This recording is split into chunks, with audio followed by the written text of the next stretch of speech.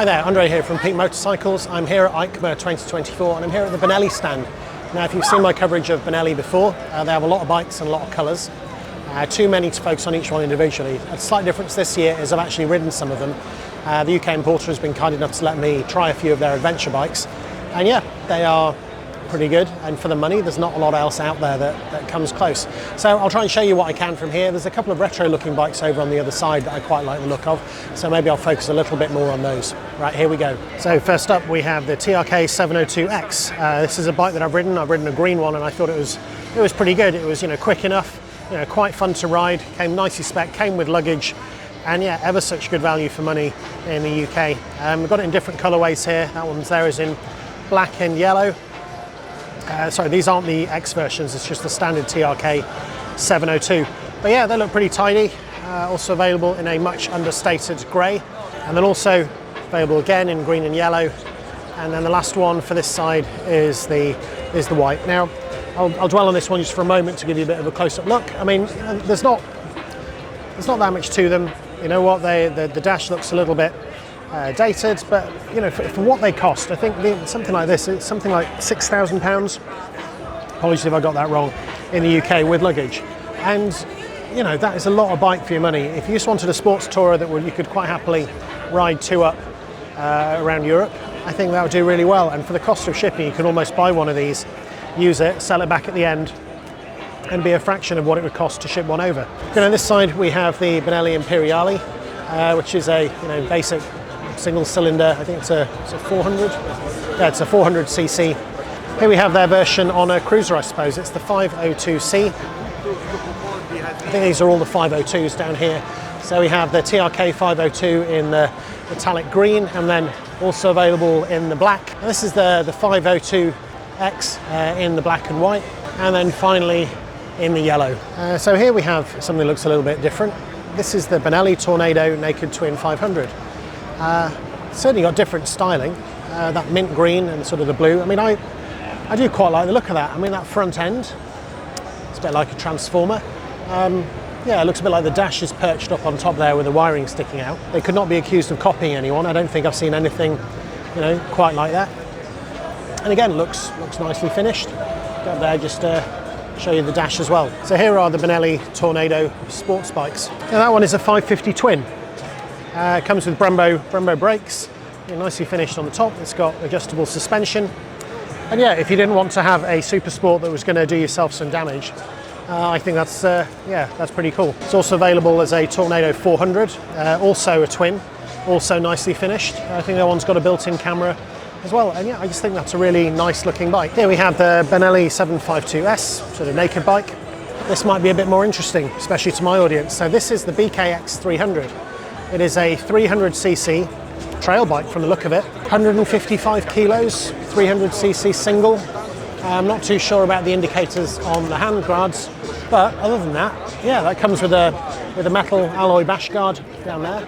And the details on it does have adjustable suspension. Comes with that Benelli exhaust lever that looks quite nice. So yeah, simple dash, if you can just about see that up at the front. But yeah, no, I really like the look of that. Also available in a super motard version. It's got that same exhaust on it, same looking dash. Yeah, and that green and white is quite striking. Going to finish off down this side there, the TNT 125 Tornado. I actually rode one of those at the ABR Festival on the trails. It was a huge amount of fun. I was just waiting for some clown music to play. Here we've got a BN, which I think is a 125, and now we're into the Leoncinos, the 250, nice looking little 250. Let's go through the displacements. We have a 500, and this was the bike that I mentioned at the beginning of the video.